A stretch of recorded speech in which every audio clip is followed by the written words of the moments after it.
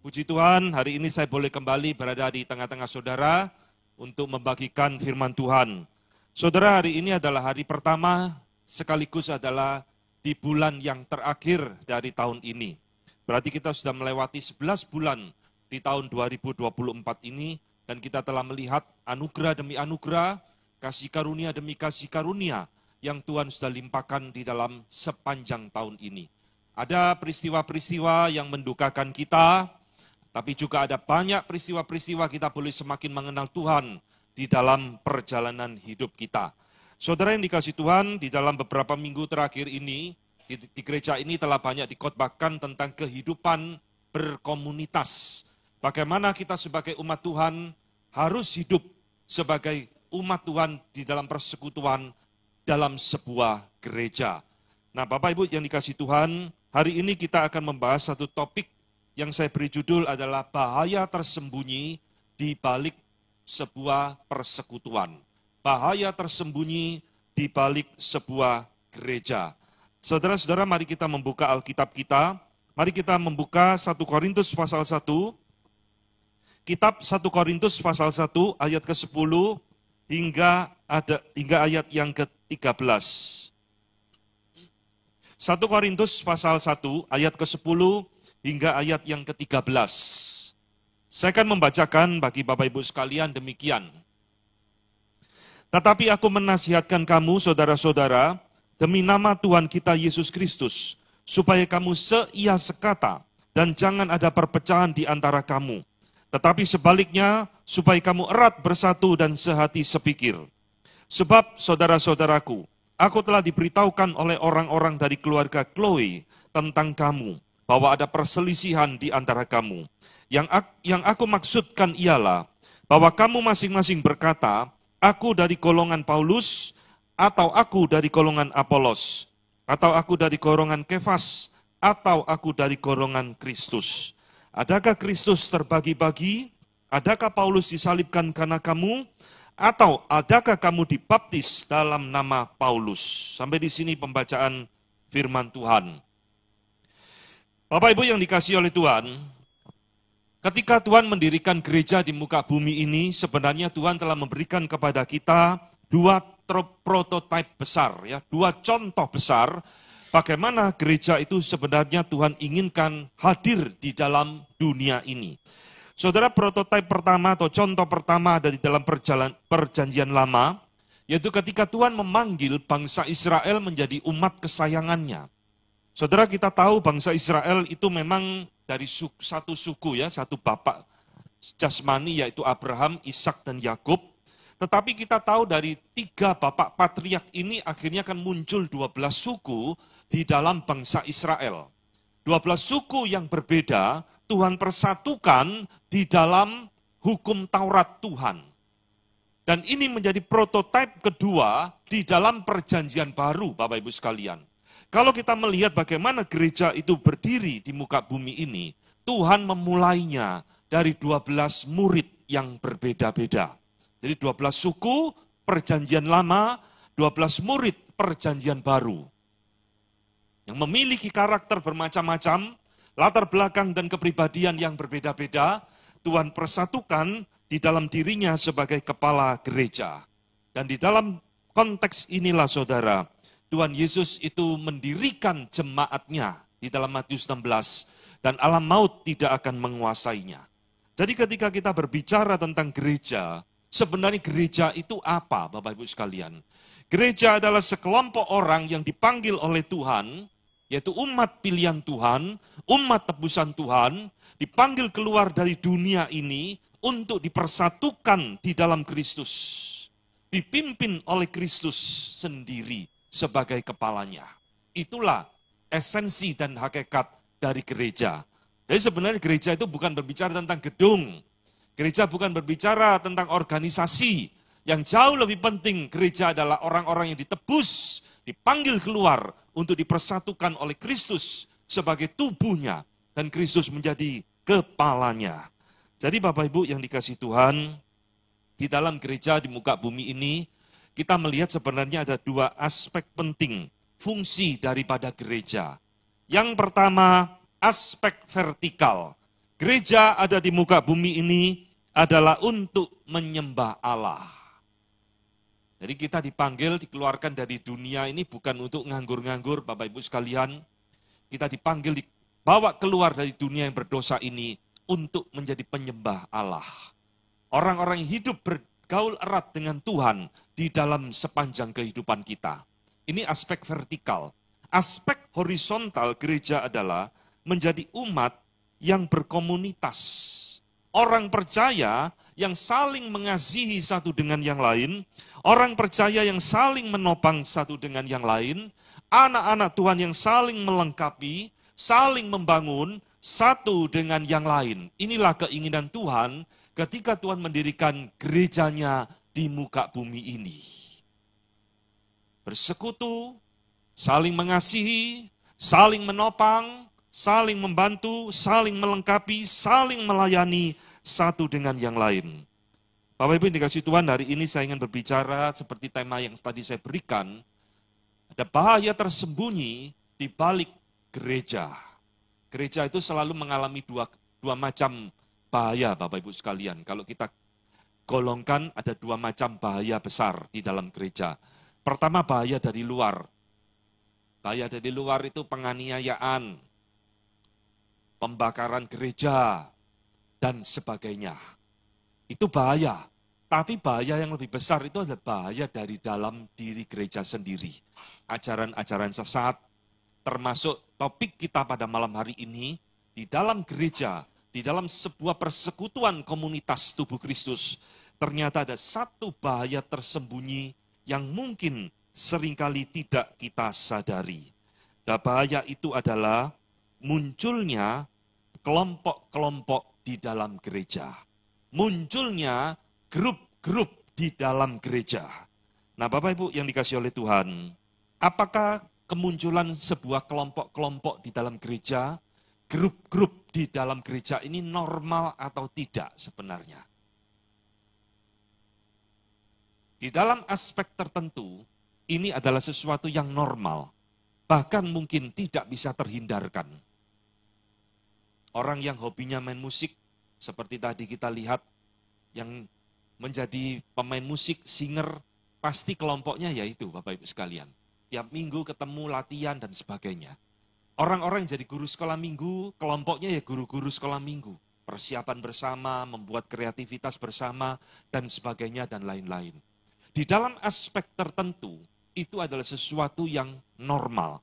Di dalam aspek tertentu, itu tidak terhindarkan. Tetapi Bapak Ibu sekalian, di dalam aspek yang lain, itu bisa menjadi sesuatu yang tidak normal, bahkan menjadi sesuatu yang berbahaya, jikalau kelompok-kelompok ini menjadi eksklusif di dalam gereja. Ini yang bahaya. Tuhan Yesus itu punya 3 murid kesayangan, Petrus, Yohanes, dan Yakobus. Yang selalu diajak oleh Tuhan Yesus kemana-mana melebihi murid-murid yang lain. Ketika Tuhan Yesus dimuliakan di atas gunung, ada 3 murid ini. Ketika Tuhan Yesus mau disalib berdoa di Taman Getsemani, Tuhan Yesus mengajak 3 murid ini. Tapi Tuhan Yesus tidak pernah mengajarkan 3 murid ini menjadi eksklusif, tidak bergaul dengan ke-9 murid yang lainnya. Saudara, di dalam gereja, di dalam sebuah komunitas, kelompok-kelompok yang normal ini bisa menjadi sesuatu yang tidak normal, saudara. Menjadi sesuatu yang berbahaya jikalau kelompok tersebut itu menjadi eksklusif. Apa arti eksklusif di sini? Eksklusif di sini artinya adalah berarti mereka kelompok ini membedakan dari kelompok yang lain. Kelompok ini menarik diri dari kelompok yang lain. Kelompok ini tidak bergaul dengan kelompok yang lain. Kelompok ini menjadikan kelompoknya sebagai satu standar di dalam menilai kelompok yang lain. Jadi Bapak Ibu, di dalam aspek inilah, ini menjadi bahaya tersembunyi di dalam sebuah komunitas tubuh Kristus. Dan seringkali kita tidak menyadari, ini terjadi di banyak gereja di dalam zaman sekarang. Terjadi secara diam-diam, terjadi secara tidak sengaja, tiba-tiba muncul di dalam gereja, dan akhirnya nanti akan kita bahas menjadi problem di dalam tubuh Kristus. Bapak Ibu, pada pagi ini saya ingin memberikan kepada kita beberapa faktor mengapa kelompok-kelompok ini muncul di dalam gereja. Mengapa kelompok-kelompok yang bersifat eksklusif ini ada di dalam gereja. Ternyata kalau kita rajin membaca Alkitab, kita akan menemukan hal ini juga muncul di dalam Alkitab kita, Bapak Ibu sekalian. Jadi saya akan memberikan beberapa contoh kasus-kasus dari Alkitab yang boleh menjadi satu refleksi bagi kita sebagai tubuh Kristus di tempat ini. Bapak Ibu, yang pertama, Alkitab menunjukkan kelompok-kelompok eksklusif ini bisa muncul karena faktor rohani. Aneh ya, tapi ini nyata. Kerohanian bisa menjebak banyak orang menjadi kelompok yang eksklusif dan tidak mau bergaul, merendahkan, menghakimi kelompok yang lain. Di dalam zaman Tuhan Yesus hidup, ada satu sekte, ya, satu kelompok dari keagamaan yang bernama Farisi. Tentu kita sangat familiar mendengar nama Farisi ini. Dan kita tahu Farisi dengan Saduki dan ahli Taurat ini adalah musuh besarnya Tuhan Yesus, saudara. Saudara-saudara sekalian, Farisi ini siapa? Farisi ini adalah sekelompok orang yang merasa dirinya orang yang rohani. Orang yang menjalankan hukum Taurat dengan ketat. Orang yang memegang hukum-hukum Tuhan tanpa cacat dan celah. Tetapi celakanya kelompok Farisi ini adalah orang-orang yang seringkali menghakimi orang lain karena mereka tidak hidup seperti diri mereka. Saudara lihat di dalam Perjanjian Baru, berapa kali orang-orang kelompok Farisi ini menghakimi murid-murid Tuhan Yesus. Loh, murid-muridmu kok gak berpuasa? Loh, murid-muridmu kok memetik bulir gandum di hari Sabat? Loh, kamu Tuhan Yesus kok menyembuhkan orang di hari Sabat? Kamu melanggar hukum Taurat. Saudara sekalian, inilah ciri dari kelompok Farisi. Satu kelompok yang memisahkan diri, eksklusif, bahkan menghakimi kelompok yang lain. Karena tidak hidup seperti mereka. Ternyata di dalam ayat yang tadi kita baca, saudara, jemaat Korintus juga terjadi demikian. Apa yang menyebabkan perpecahan di dalam kelompok atau jemaat di Korintus ini? Bukan masalah harta, bukan masalah kekuasaan, bukan Bapak Ibu sekalian. Ternyata jemaat Korintus ini terpecah belah untuk hal-hal rohani. Ironis ya. Bukankah hal rohani itu justru mestinya membawa kita lebih dekat kepada Tuhan? Bukankah hal rohani itu bisa mempersatukan jemaat Tuhan? Tetapi yang terjadi di Korintus adalah sebaliknya. Aku golongan Paulus. Aku kelompok Kefas. Oh, kami adalah kelompok Kristus. Jadi jemaat di Korintus itu terpecah-pecah. Ngegrup. Saya gengnya Paulus. Saya favorit dengan Paulus. Saya favorit dengan Kefas. Saya favorit dengan Kristus. Dan Paulus, saudara sekalian, marah dengan keadaan ini. Faktor kedua yang memecah belah jemaat Korintus di dalam pasal-pasal selanjutnya adalah masalah karunia Roh Kudus. Orang yang berbahasa lidah merasa sombong. Kami kelompok-kelompok yang berbahasa lidah, kamu tidak bisa, kamu orang Kristen kelas 2. Saudara-saudara, inilah yang terjadi di dalam jemaat Korintus, saudara. Bagaimana hal-hal rohani yang mestinya baik itu justru menciptakan eksklusivisme di dalam sebuah gereja. Saudara, kita perlu mewaspadai hal ini ya, karena di dalam hal apapun, ini memiliki ciri-ciri yang umum dan ciri-ciri yang sama. Ketika kita melihat hal-hal rohani dilakukan untuk kebanggaan diri kita sendiri, ketika kita melakukan hal-hal rohani untuk menjadi kesombongan kita sendiri dan menjadikan standar untuk menilai kelompok yang lain, kita sudah terjebak kepada eksklusivisme. Saudara, di dalam gereja seringkali banyak kegiatan-kegiatan rohani ya. Tadi di pengumuman sebelum ibadah muncul banyak pengumuman. Hari Rebo ada doa malam. Hari apa? Nanti ada KTB misalkan. Nanti hari lain ada PA, pendalaman Alkitab. Saudara, hal seperti ini baik, saudara. Gereja memang harus mengkondisikan jemaat untuk dekat dengan Tuhan, untuk bertumbuh di dalam kerohanian mereka. Tetapi saudara, hati-hati, hal-hal seperti ini bisa menjadi jebakan bagi kita, sama seperti orang Farisi, sama seperti jemaat di Korintus, saudara. Jangan orang-orang yang ikut persekutuan doa, yang rajin berdoa hari Rabu, yang rajin ikut PA, yang rajin ber-KTB, lalu kita menghakimi orang lain yang belum melakukan seperti kita. Oh, kami orang yang lebih rohani dari engkau. Setiap Rabu kami berdoa, kamu tidak berdoa. Hari tertentu kami berpuasa, kata orang Farisi. Dia tidak pernah berpuasa. Kami rajin ikut PA, kamu tidak rajin baca Alkitab. Dan sebagainya, dan sebagainya. Saudara-saudara, ini adalah hal-hal yang mungkin terjadi di dalam kehidupan kita, saudara.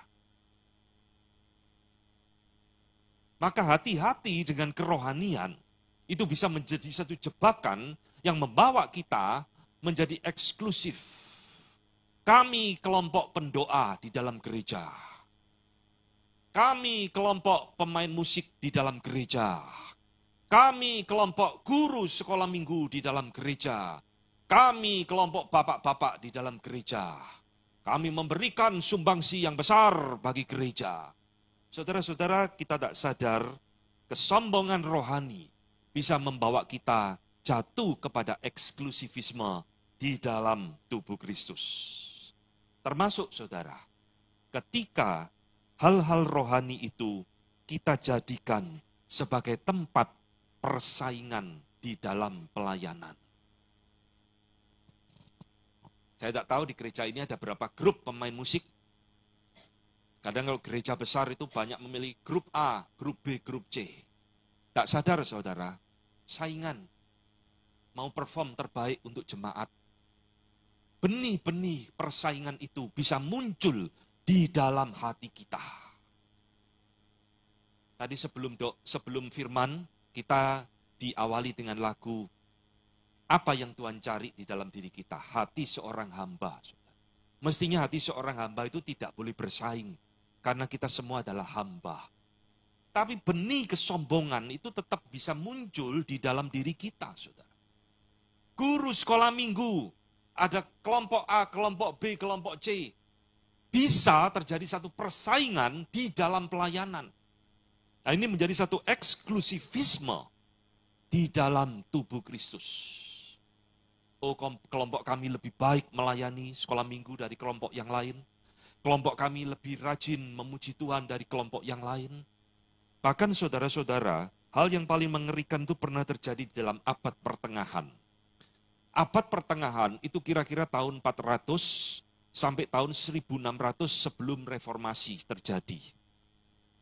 Di dalam abad pertengahan, medieval ages itu saudara, bahkan terjadi eksklusivisme antara hamba Tuhan dengan jemaat. Kami adalah kaum rohaniwan, kaum suci, kepalanya keluar sinarnya, saudara. Kamu cuma jemaat biasa, kami lebih dekat Tuhan dari kamu. Itulah kondisi gereja di abad ke-6, abad pertengahan. Itulah sebabnya Martin Luther mengadakan reformasi di dalam gereja. Di dalam gereja, di dalam teologi reform, tidak ada lagi rohaniwan lebih tinggi daripada orang awam.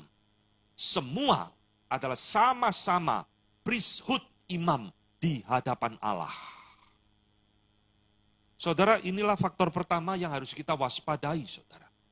Jangan sampai begitu banyak kegiatan-kegiatan gereja di tempat ini, justru akhirnya menjadi jebakan rohani bagi kita, yang akhirnya menjebak kita menjadi kelompok-kelompok eksklusif, satu dengan yang lain, saling menghakimi, saling memandang rendah satu dengan yang lain. Saudara, Paulus di dalam bagian ini jelas marah besar kepada jemaat di Korintus. Dan dia banyak memberikan teguran kepada dosa jemaat di Korintus. Nah saudara, selain faktor rohani, ternyata Alkitab juga menunjukkan kepada kita, ada faktor-faktor lain yang bisa memecah belah gereja menjadi kelompok-kelompok eksklusif, yaitu adalah faktor sosial. Di dalam gereja, saudara, Tuhan itu memberikan keadaan kita berbeda satu dengan yang lain. Selama saya melayani 25 tahun, tidak pernah menemukan ada satu gereja semua kondisinya sosialnya sama semua, itu tidak ada, saudara. Pasti ada yang lebih, ada yang kurang. Saudara-saudara, faktor ini hati-hati. Juga bisa menjadi jebakan di dalam kehidupan bergereja, membentuk kelompok-kelompok eksklusif yang sesuai dengan strata sosialnya. Apakah ini terjadi dalam Alkitab? Terjadi. Apakah ini terjadi di dalam gereja mula-mula? Terjadi, saudara. Saudara-saudara, di dalam Yakobus 2, pasal 2 ayat 1-4, di situ Yakobus menegur kondisi gereja pada waktu itu, saudara. Saya akan bacakan di dalam Yakobus 2 ayat 2. Sebab jika ada seorang masuk ke dalam kumpulanmu dengan memakai cincin emas dan pakaian indah, dan datang juga seorang yang miskin ke situ dengan memakai pakaian yang buruk, dan kamu menghormati orang yang berpakaian indah itu dan berkata kepadanya, silakan Tuhan duduk di tempat yang baik ini, dan kepada orang yang miskin itu kamu berkata, berdirilah di sana, atau duduklah di lantai di dekat tumpuan kakiku. Lihat, saudara. Gereja mula-mula, tidak usah tunggu abad ke-20, saudara. Gereja mula-mula, faktor sosial sudah bisa memecah belah gereja menjadi kelompok-kelompok eksklusif. Oh, kami kelompok the have. Oh, kamu kelompok bukan the have. Kami kelompok orang-orang yang mampu. Kamu bukan kelompok kami. Saudara-saudara, ini adalah satu bahaya tersembunyi di dalam gereja yang kadang-kadang terjadi, sering terjadi tanpa kita sadari. Akhirnya kita hanya mau bergaul dengan orang yang statusnya sama dengan kita. Kita hanya mau ngegrup, ngeklik dengan orang-orang yang sama dengan kita. Dan tidak sadar, gereja akhirnya terpecah belah. Saudara yang dikasih Tuhan, Paulus memberikan satu nasihat kepada Filemon. Ya. Di dalam Filemon 1 ayat 16, Filemon ini seorang bos yang memiliki budak yang melarikan diri, kemudian Paulus mendamaikan, saudara. Filemon 1 ayat 16 dikatakan seperti ini. Bukan lagi sebagai hamba, melainkan lebih daripada hamba, yaitu sebagai saudara yang kekasih. Bagiku sudah demikian, apalagi bagimu, baik secara manusia maupun di dalam Tuhan. Saudara, ayat ini Paulus menasihatkan kepada Filemon, terimalah hambamu itu. Bukan lagi sebagai seorang hamba. Meskipun mungkin dia pernah berbuat salah kepada engkau, ampuni dia. Terimalah dia sebagai seorang sahabat bagi engkau. Saudara yang kekasih. Seperti aku pun menerima dia sebagai saudara yang kekasih. Saudara-saudara, kalau kita membaca di dalam Alkitab, kita akan menemukan banyak sekali bahwa di dalam Alkitab sangat menentang sekali apa itu perbedaan-perbedaan secara strata sosial. Tuhan Yesus, saudara, selama dia hidup melayani di dalam dunia, dia bergaul dengan segala lapisan masyarakat. Orang Farisi tidak mau, saudara. Bahkan apa yang dilakukan oleh Tuhan Yesus menjadi batu sandungan bagi orang Farisi dan ahli Taurat. Loh, kok dia bergaul dengan pemungut cukai? Loh, dia kok bergaul dengan pelacur? Loh, dia kok bergaul dengan pemberontak-pemberontak? Saudara-saudara, Tuhan Yesus memberikan kepada kita satu teladan bahwa di dalam tubuh Kristus itu tidak ada lagi perbedaan strata sosial lagi. Galatia 3:28 Paulus berkata, di dalam Kristus tidak ada lagi orang barbar, tidak ada lagi orang Yunani. Karena satu semua ada di dalam Kristus sebagai kepala. Maka saudara-saudara yang dikasih Tuhan, celakalah kalau di dalam gereja, gereja memperlakukan kelompok-kelompok tertentu, orang-orang tertentu, keluarga-keluarga tertentu dengan fasilitas-fasilitas yang berbeda dengan jemaat yang lain. Celakalah gereja jikalau melakukan ini. Oh, karena dia banyak memberikan persembahan, maka gereja memperlakukan perbedaan kepada dia. Anakku mau menikah, Pak, tapi di luar negeri. Terus enggak usah konseling pranikah ya. Celakalah saudara gereja kalau mengistimewakan orang-orang. Ya sudah, enggak usah pakai konseling pranikah. Nanti kita menikahkan. Sekarang ada Zoom, saudara. Meskipun anakmu di ujung Antartika, benua Antartika, Zoom pasti bisa konseling pranikah pakai Zoom. Meskipun tidak bisa bertatap muka. Celakalah gereja akan memperlakukan keluarga-keluarga yang memberikan persembahan banyak dengan memberikan tempat parkir khusus bagi dia. Karena banyak memberikan persembahan, maka ada parkir khusus parking lot tanda L sekian, ini mobilnya keluarga A. Karena sering terlambat, maka kasih tempat khusus supaya gampang cari parkir mobil. Celakalah gereja jika melakukan seperti ini. Saudara, di dalam gereja tidak boleh ada orang VIP. Amin. Tidak boleh ada orang very important person. Semua tidak penting di mata Tuhan. Semua adalah hamba di mata Allah. Kaya, miskin di dalam gereja tidak boleh dibeda-bedakan. Saudara-saudara, ini bahaya tersembunyi di dalam tubuh Kristus.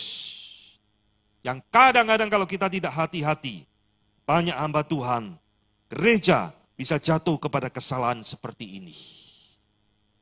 Itulah sebabnya saudara sekalian, biarlah kita memiliki hikmat di hadapan Tuhan. Kalau Tuhan memberikan kita berkat banyak dalam hidup kita, pergi ke gereja tidak usah jadi toko perhiasan. Tidak usah pamer emas kalung, pakai semua di dalam gereja. Tidak perlu, saudara. Karena itu tidak penting di mata Tuhan. Tuhan mencari hati seorang hamba. Saudara-saudara, ini adalah faktor kedua yang seringkali kita tidak sadari, yang mungkin bisa terjadi di dalam gereja, saudara. Faktor sosial menjebak kita, sehingga kita hanya mau bergaul dengan orang-orang yang memiliki strata sosial sama dengan kita. Bahkan saudara, kalau ini ditarik lagi ke dalam KTB, di dalam PA, ini bisa muncul, saya hanya mau ber-KTB dengan dia. Saya tidak mau ber-KTB dengan situ. Kenapa? Karena beda, Pak. Tidak boleh, saudara. Saya hanya mau PA dengan kelompok itu, tidak mau PA dengan kelompok yang lain. Saudara-saudara, kalau ada di dalam diri kita, spirit seperti ini, inilah yang memecah belah gereja. Yang ketiga, Bapak Ibu sekalian, ini tidak terhindarkan, sering muncul di dalam gereja. Mengapa muncul kelompok-kelompok eksklusif di dalam gereja? Ini yang saya sebut sebagai faktor etnis, faktor suku. Bisa menjadi salah satu penyebab munculnya kelompok-kelompok eksklusif di dalam gereja. Tadi di awal saya mengatakan, kenapa Tuhan itu membangun gerejanya melalui 12 suku, saudara, yang berbeda. Tuhan persatukan.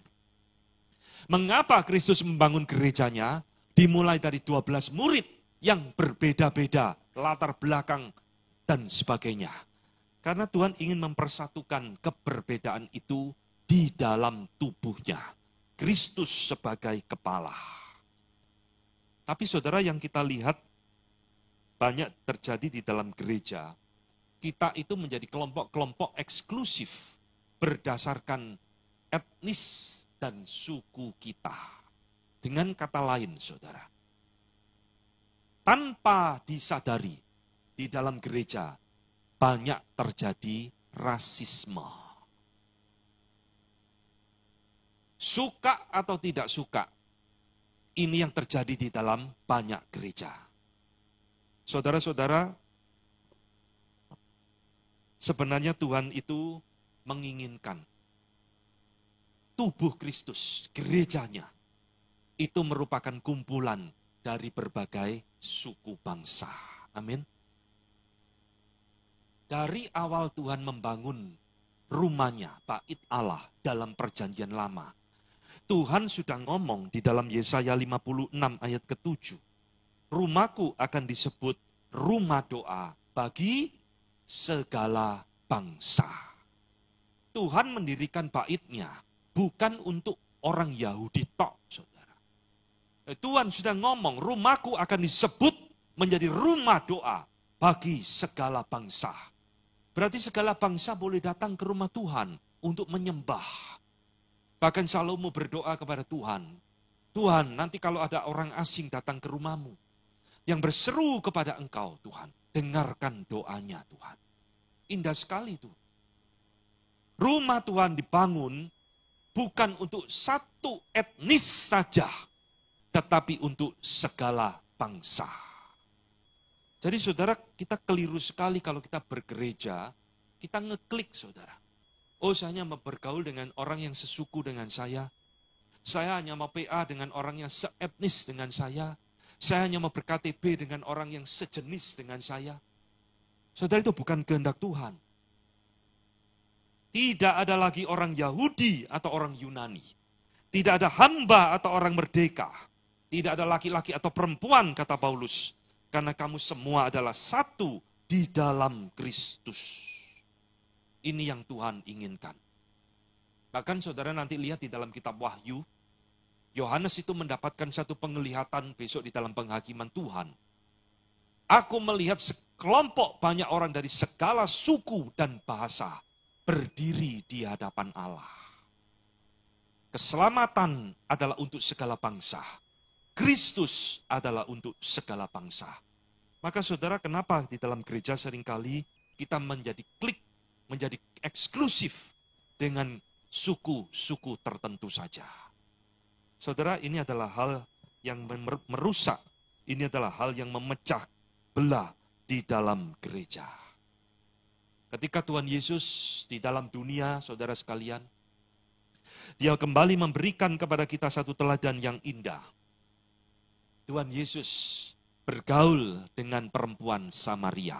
Yohanes pasal 4. Orang Samaria, suku Samaria, itu adalah suku yang dibuang oleh bangsa Yahudi karena kawin campur, saudara. Orang Yahudi paling jijik lihat orang Samaria. Tidak mau bergaul, tidak mau melintasi daerah Samaria. Tetapi di dalam Yohanes 4, saudara melihat sesuatu yang indah. Tuhan Yesus bergaul dengan perempuan Samaria, bercakap-cakap dengan perempuan Samaria, memberitakan kabar keselamatan kepada dia. Saudara, Tuhan Yesus tidak membeda-bedakan, saudara.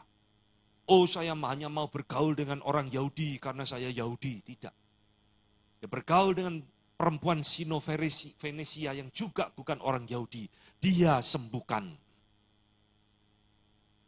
Saudara, inilah yang Tuhan inginkan di dalam rumahnya. Jangan kita membentuk kelompok-kelompok eksklusif, grup-grup eksklusif, karena suku, etnis, dan sebagainya. Karena itu tidak penting dan tidak ada nilainya di mata Tuhan. Tuhan panggil Israel menjadi umatnya, tapi Tuhan juga utus Israel pergi memberitakan namanya. Yesaya pasal 42, kamu adalah saksi-saksiku untuk memberitakan namaku di antara bangsa-bangsa lain.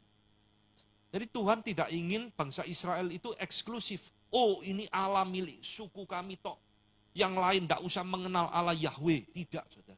Tuhan panggil Israel untuk memberitakan nama Tuhan bagi bangsa-bangsa yang lain.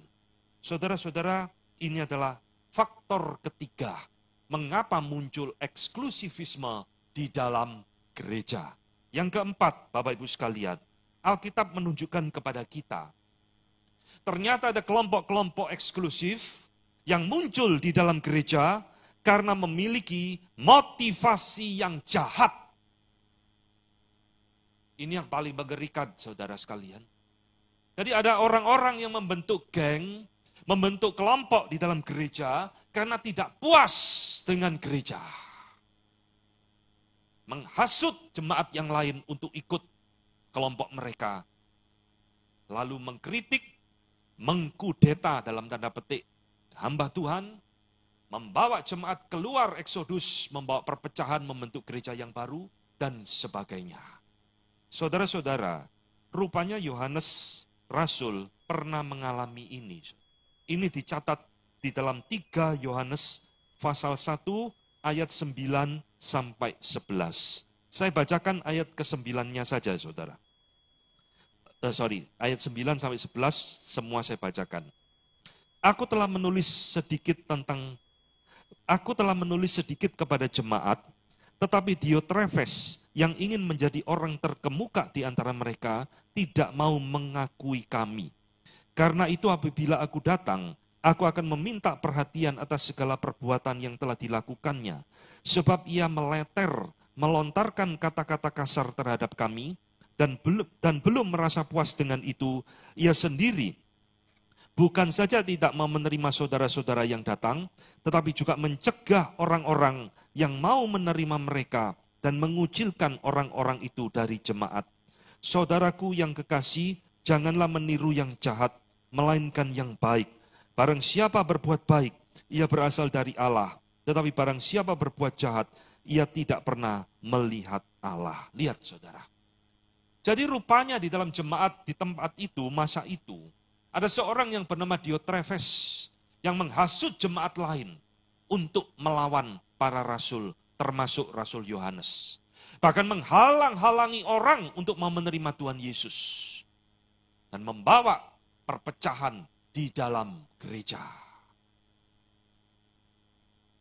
Saudara-saudara, saya melihat dan mengalami ini bukan cuma satu kali, saudara. Sudah sering mendengar di dalam gereja, ada orang-orang yang tidak puas dengan gereja, dengan hamba Tuhan, lalu membentuk kelompok kecil, menghasut yang lain, tambah besar, akhirnya melakukan eksodus kudeta terhadap gereja. Maka saudara, kalau kita memiliki sesuatu perasaan tidak puas kepada gereja, jangan melakukan hal-hal demikian. Berbicaralah baik-baik. Utarakan dengan baik-baik. Karena ini yang Tuhan inginkan, saudara. Kalau tidak, saudara mau pergi gereja keliling seluruh dunia, orang-orang seperti ini tidak akan pernah puas. Dari satu gereja tidak puas, kudeta pindah ke gereja lain. Nanti setelah berapa tahun juga tidak puas lagi, pindah lagi gereja yang lain. Terus sepanjang hidupnya keliling-keliling pindah gereja, ngajak dan menghasut jemaat. Saudara, ada orang-orang seperti ini, saudara. Yang merusak persatuan di dalam tubuh Kristus. Jadi saudara yang dikasih Tuhan, apa sih bahaya eksklusivisme? Mengapa kita tidak boleh jatuh kepada eksklusivisme ini? Apa bahaya di dalamnya? Saya memberikan beberapa hal, saudara. Pertama, eksklusivisme ini pasti akan menghambat pelayanan dan perkembangan gereja. Saudara-saudara, kelompok-kelompok yang saling eksklusif, saling menjaga diri, tidak mau bergaul, tidak mau menerima, bahkan menghakimi kelompok yang lain, pasti akan menghambat pelayanan di dalam gereja. Pasti akan menghambat perkembangan gereja. Kalau kelompok musik itu sudah eksklusif, saudara, ada satu tidak bisa main, kelompok yang lain tidak mau menggantikan. Oh, itu bukan kelompok saya. Kelompok saya ya ini sudah sehati sejiwa ini, mainnya pokok ini tidak bisa saya main dengan kelompok lain.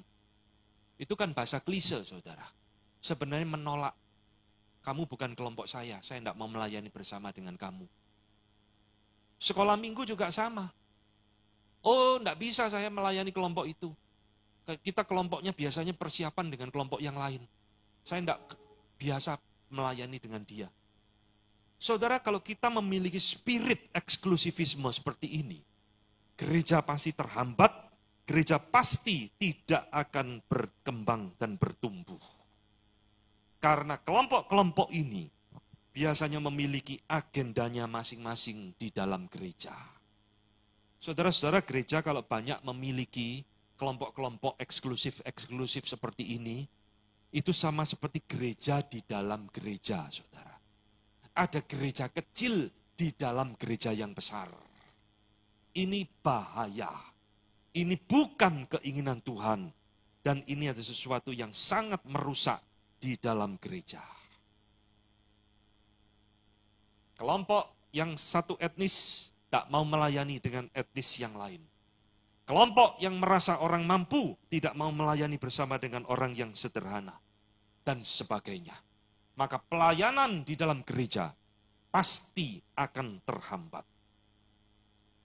Saudara, bahaya yang kedua dari kelompok-kelompok eksklusif seperti ini, pada tingkat yang paling parah, saudara, eksklusivisme bisa memecah belah gereja. Nah, ini yang tadi saya katakan, saudara. Pada titik tertentu, orang-orang seperti ini akan membawa perpecahan yang besar di dalam gereja. Siapa yang tidak puas dengan saya, ayo ikut saya, keluar dari gereja ini. Siapa yang seperti saya tidak senang dengan hamba Tuhan di gereja ini, ayo keluar, kita bikin gereja yang baru bersama dengan saya. Tidak apa-apa, nanti saya tanggung semua, tempat saya sediakan, pembicara nanti saya cari. Saudara-saudara, orang-orang dengan spirit seperti ini, saudara, kerjaannya hanya merusak dan memecah belah gereja, saudara. Dan inilah yang dibenci oleh Tuhan. Dan inilah yang terjadi di jemaat Korintus. Saudara-saudara, mengapa di dalam sebuah gereja bisa tercipta kelompok-kelompok eksklusif seperti ini, saudara? Ini sekarang kita berbicara tentang penyebabnya. Kok bisa ya ada kelompok ini, kelompok itu, geng ini, geng itu di dalam sebuah gereja? Mengapa, saudara? Saudara yang dikasih Tuhan, ada beberapa penyebab. Yang pertama, karena gereja itu adalah kumpulan orang yang berdosa, saudara. Saudara dan saya ini orang berdosa yang sedang dikuduskan oleh Tuhan di dalam proses pengudusan. Jadi tidak ada orang di dalam gereja itu kebal terhadap dosa, saudara. Termasuk dosa eksklusivisme ini. Maka saudara, kita perlu hati-hati ya dengan kerohanian kita sendiri, saudara. Hati-hati dengan apa yang kita lakukan, hati-hati dengan apa yang kita buat, saudara. Kita harus memiliki satu kepekaan terhadap faktor-faktor yang tadi saya sebutkan di atas. Karena kita ini adalah orang yang masih berdosa, yang bisa jatuh kepada kesalahan-kesalahan tadi. Ini adalah hal pertama, saudara. Tetapi saudara, ada faktor lain yang bisa menyebabkan mengapa terjadinya eksklusivitas di dalam gereja. Karena ada faktor dari gereja itu sendiri. Saya mengamati, saudara, gereja tertentu, karena sudah terlalu besar, jemaatnya terlalu banyak, akhirnya membuat banyak komisi-komisi. Komisinya itu aneh-aneh, saudara. Kita ada komisi sekolah minggu, tidak tahu namanya di sini apa ya, sekolah minggu, komisi remaja, pemuda, lalu biasanya umum, wanita, dan sebagainya. Tapi ada gereja-gereja tertentu itu dalam ketidaksengajaan memecah belah jemaatnya sendiri. Komisi sekolah minggu, komisi remaja, nanti ada komisi pra-remaja. Komisi pemuda, nanti ada komisi pemuda senior. Pemuda senior dipecah lagi, pemuda senior profesional. Tidak tahu yang tidak profesional apa maksudnya. Dipecah-pecah-pecah jadi kecil.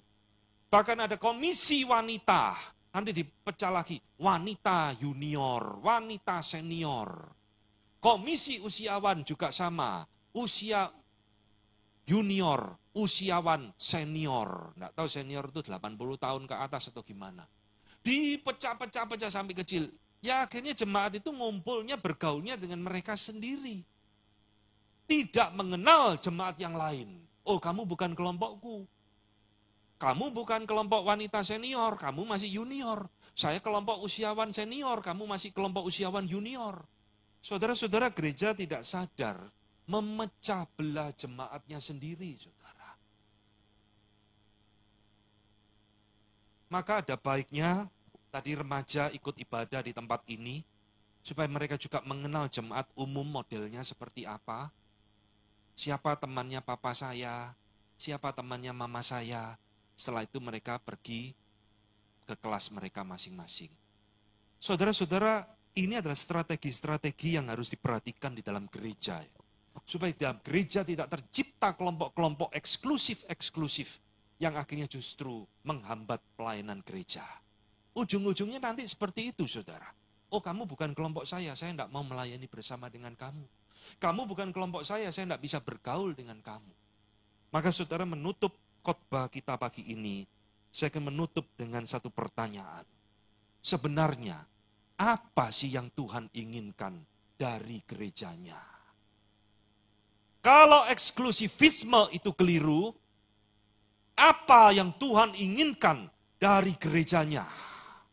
Saudara, satu ayat yang ingin saya bagikan, menutup khotbah pada pagi ini adalah tadi, Filipi 1 ayat 27.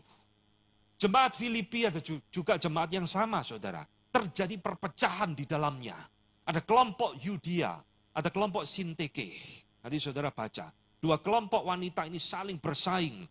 Dan Paulus memberikan nasihat di dalam ayat 27 pasal pertama. Hanya hendaklah hidupmu berpadanan dengan Injil Kristus. Supaya apabila aku datang, aku melihat. Dan apabila aku tidak datang, aku mendengar. Bahwa kamu teguh berdiri dalam satu roh dan sehati sejiwa berjuang untuk iman yang timbul dari berita Injil. Perhatikan saudara, Paulus menegur jemaat di Filipi yang mengalami perpecahan. Paulus menasihatkan, aku ingin kamu hidup berpadanan dengan Injil Kristus. Gak usah bedakan kelompok ini, kelompok itu, suku ini, suku itu, golongan ini, golongan itu. Aku ingin kamu hidup di dalam satu roh, one spirit. Bukan roh yang memecah belah, tetapi adalah roh yang mempersatukan. Dan sejiwa berjuang untuk iman yang timbul dari berita Injil. Saudara, inilah yang Tuhan inginkan bagi gerejanya, saudara. Tadi di dalam awal ibadah ini liturgis membacakan ayat dari Roma 15. Aku menasihatkan kamu supaya kamu belajar saling menerima satu dengan yang lain. Indah sekali ya, itu yang Tuhan inginkan. Nah saudara yang dikasih Tuhan, mari kita kembali kepada prinsip-prinsip firman Tuhan. Hamba Tuhan dan mimbar gereja harus terus mengingatkan, harus terus mengajarkan supaya eksklusivitas di dalam gereja, grup-grup yang keliru, grup-grup yang menghambat perkembangan gereja, grup-grup yang merusak bahkan memecah belah gereja bisa dicegah. Setiap kali kita khotbah, kita mengingatkan, menegur dan sebagainya. Biarlah hamba Tuhan, majelis dan penatua dan juga jemaat harus melakukan apa yang Kristus perintahkan bagi gerejanya. Biarlah kita belajar saling menerima, saling mengasihi, saling melayani, saling menopang satu dengan yang lain. Amin, saudara. Amin.